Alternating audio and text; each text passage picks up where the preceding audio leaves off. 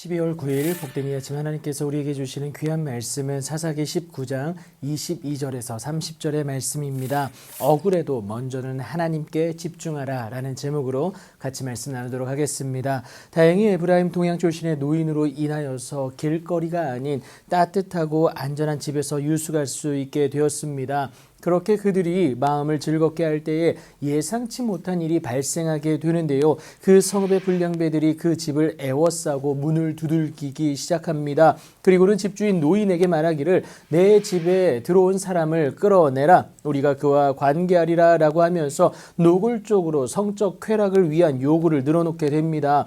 그 요구는 위협적일 뿐만이 아니라 공격적이었습니다. 그런 그들을 향하여 집주인된 노인이 말을 하게 되는데 아니라 내 형제들아 정하노니 이 같은 악행을 저지르지 말라. 이 사람이 내 집에 들어왔으니 너희들의 이 망령된 일을 행하지 말라고 합니다. 그리고는 보라 여기 내 처녀 딸과 이 사람의 첩이 있은즉 내가 그들을 끌어내리니 너희가 그들을 욕보이든지 너희 눈에 좋은 대로 행하되 오직 이 사람에게는 망령된 일을 행하지 말라고 말하게 되죠. 노인의 제안이 올바른 것은 아니었습니다. 하지만 하나님의 일을 맡은 자를 지키기 위한 그의 나름의 노력이었습니다. 그러나 반드시 기억해야 하는 것이 여러분 그 죄는요 잘못된 그 행동은 책망과 파괴의 대상이지 절대 타협의 대상이 아니다라는 것을 여러분 꼭 기억하시기 바랍니다. 그렇게 죄에 물들어 쾌락에 눈먼 그들이 이 노인의 제안을 들을 리는 만무했습니다.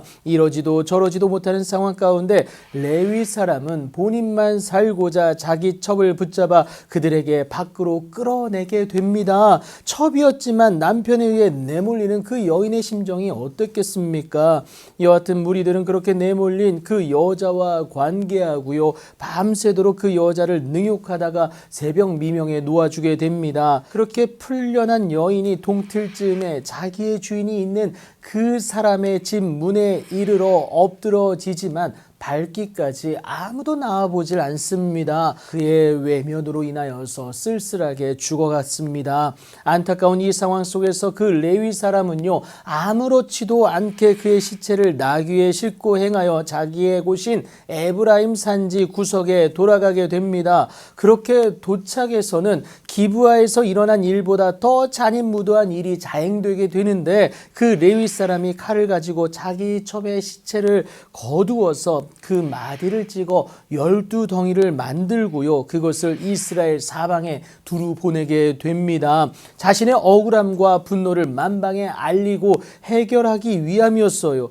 그런데 지금 이를 행한 날이 언제냐? 안식일 전날입니다. 자신의 분노를 잠재우기 위한 인간적인 방법에만 몰두하고 있는 그 레위 사람입니다. 하나님께 집중하지 못합니다. 그래서 하나님보다 세상이 중심된 모습이 그에게서 가감없이 드러나게 됩니다. 주의 말씀이 없는 그 삶은 죄된 모습일 수밖에 없음을 여러분 꼭 기억하시기 바랍니다. 지금 레위 사람의 행동이 그랬습니다. 그렇게 12토막으로 나뉜 시체를 보는 자가 다 충격에 휩싸이게 되는데요. 이스라엘 자손이 애굽 땅에서 올라온 날부터 오늘까지 이런 일은 일어나지도 아니하였고 보지도 못하였다라고 말을 하게 됩니다. 단순한 처벌이 능사가 아님을 이들은 알았어요. 그래서 이 일을 생각하고 상의한 후에 말하자라고 이제 제안하게 됩니다. 하지만 이들에게도 여전히 하나님은 없었습니다. 인간의 합리적 해결을 위한 방법에만